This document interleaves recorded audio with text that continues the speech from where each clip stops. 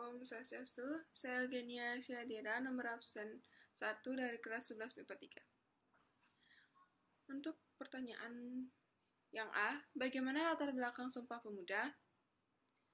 Awalnya, dalam rangka mewujudkan persatuan dan kesatuan antar organisasi kepemudaan yang sudah ada, maka dimulailah pertemuan antar organisasi sejak 1920, namun pada saat itu mereka belum menemukan solusi yang tepat karena berbeda landasan pemikiran. Pada tanggal 15 November 1925, diadakan Kongres Pemuda untuk membahas panitia pelaksanaan kesepakatan bersama, dan pada tanggal 30 April 1926, organisasi pemuda berkumpul dan melaksanakan rapat Kongres Pemuda I. Kongres ini berhasil merumuskan dasar-dasar pemikiran bersama, yaitu yang pertama, kemerdekaan Indonesia merupakan cita-cita bersama seluruh pemuda Indonesia. Kedua, seluruh organisasi kepemudaan bertujuan untuk menggalang persatuan para pemuda, kemudian menyelenggarakan Kongres Pemuda II pada tanggal 26 sampai 28 Oktober. Pada 28 Oktober 1928, yaitu hari terakhir Kongres Pemuda II, akhirnya Sumpah Pemuda lahir. Muhammad Yamin membuat intisari seluruh isi Kongres.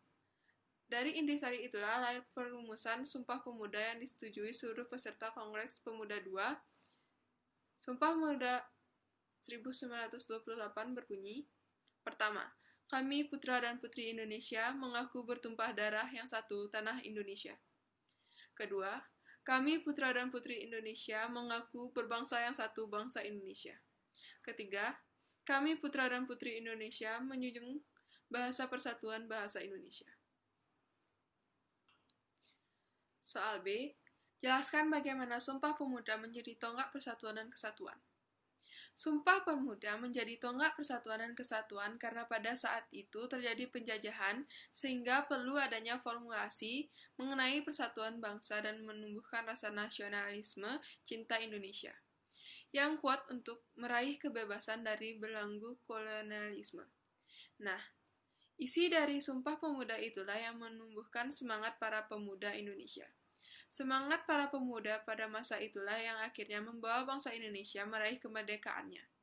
Karena keberadaan Sumpah Pemuda merupakan bentuk pijakan bagi bangsa Indonesia untuk meraih kemerdekaan. Sumpah Pemuda merupakan suatu pondasi terbentuknya semangat persatuan bangsa Indonesia. Soal C, jelaskan bagaimana penguatan jati diri keindonesiaan sebagai implikasi dari semangat Sumpah Pemuda. Sumpah Pemuda memiliki makna yang strategis dalam rangka untuk mengembangkan rasa persatuan dan proses jati diri bangsa. 1. Politik untuk kesejahteraan dan kejayaan. Keberhasilan Kongres Pemuda Indonesia kedua yang dilahirkan Sumpah Pemuda memuat perempuan Indonesia ikut berbakti pada bangsa dan negara.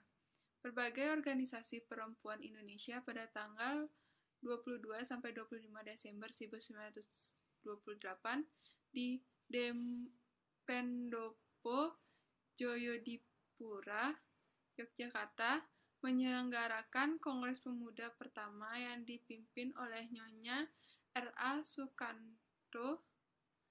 Kongres tersebut menghasilkan organisasi Perserikatan Perempuan Indonesia, atau PPI, yang mana pada tahun 1929 namanya berubah menjadi Perserikatan Perhimpunan Istri Indonesia, atau PPII. Kongres Perempuan pertama besar pengaruhnya dalam membentuk identitas kebangsaan sebagai berikut. A. Kongres Perempuan pertama merupakan kebangkitan kesadaran nasional di kalangan perempuan. B. Kongres Perempuan pertama membuka kesadaran kaum perempuan untuk ikut berjuang dalam bidang pendidikan dan kebudayaan, sosial, ekonomi, politik, dan lain-lain. Yang kedua, pemuda yang berpolitik. Hasil fungsi organisasi pemuda melahirkan Indonesia Muda pada tahun 1931, pemerintah kolonial melarang aktivitas Indonesia Muda dalam politik. Namun, tekanan itu disiasati anggota Indonesia Muda dengan membentuk organisasi lain, seperti PNI baru di Malang mendirikan Seluruh Pemuda Indonesia atau Marhen, Partindo di Yogyakarta mendirikan Persatuan Pemuda Rakyat Indonesia atau Perpri, dan lain-lain.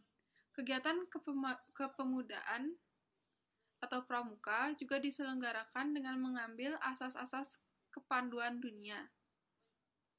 Dari kegiatan kepanduan ini tumbuh semangat patriotisme dan nasionalisme. Dalam hal kepanduan ini muncul kepanduan dari Jong Java dan pemuda Sumatera.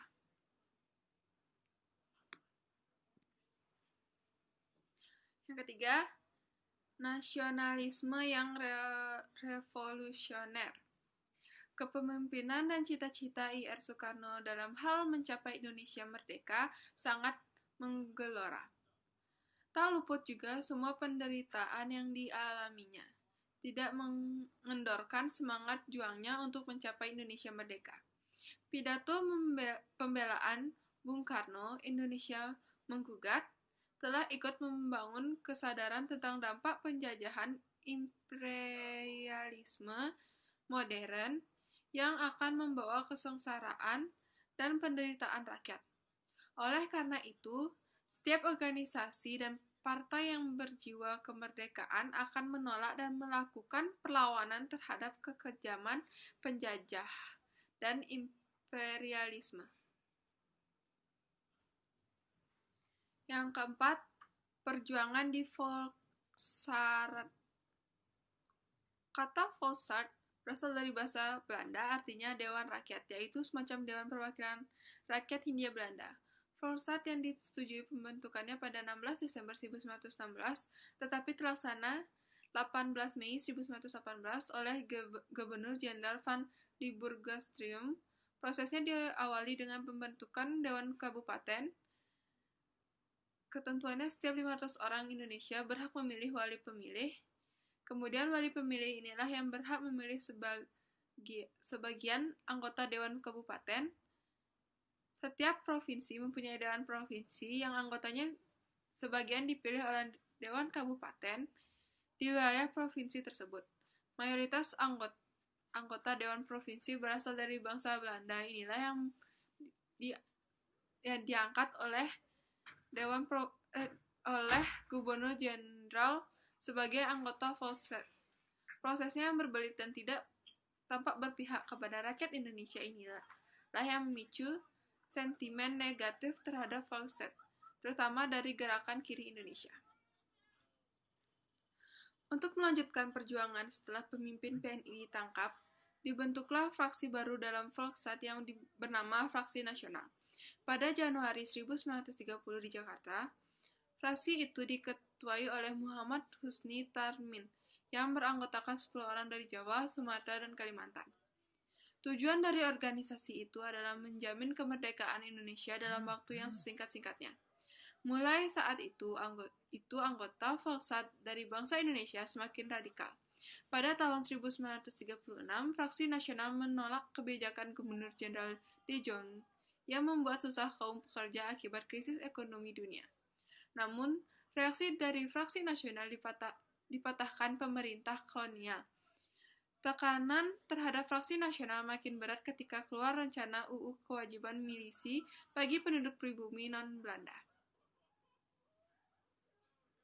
Hal ini ditangkap dan disuarakan anggota fraksi yang juga ketua pemersatu pegawai Bestafel atau Pemangpraj Pembudra PBB bernama Sutarjo Kotihadikusumo. Beliau pada tanggal 15 Juli 1936 mengajukan petisi kepada Ratu Wilhelmina dan Stad General atau parlemen di Belanda. Itu sebabnya petisi tersebut kemudian dikenal sebagai petisi Sutarjo. Petisi juga ditandatangani oleh I.J. Kasimo, G.G.S.J. Ratulangi, Datuk Tumenggung, dan Kow Fat Tiong. Petisi berisi tuntutan agar segera diselenggarakan konvensi untuk mengatur otonomi Indonesia dalam sebuah Uni Indonesia-Belanda selama kurun waktu 10 tahun. Sayangnya petisi itu juga ditolak pemerintah Kerajaan Belanda. Kelima, akhir pemerintahan kolonial Hindia Belanda di Indonesia. Tanda-tanda runtuhnya pemerintahan Hindia Belanda semakin menguat ketika berkobar Perang Dunia II di Eropa yang ditandai dengan penyerbuan Jerman atas Polandia pada tanggal 1 September 1939. Kemudian Jerman yang pada saat itu dipimpin oleh Hitler menyerbu negeri Belanda pada tanggal 10 Mei 1940 yang menyebabkan pemerintah Belanda lari ke pengasingan ke London. Pada 8 Maret 1942, pihak Belanda di Jawa menyerah dan Gubernur Jenderal Hindia Belanda ditawan oleh pihak Jepang. Dengan demikian, bukan saja de facto, melainkan juga de jure, seluruh wilayah bekas Hindia Belanda sejak itu berada di bawah kekuasaan dan administrasi Jepang. Berakhirlah kekuasaan Hindia Belanda di Indonesia. Sekian dari saya, bila ada kesalahan kata, saya mohon maaf. Santi.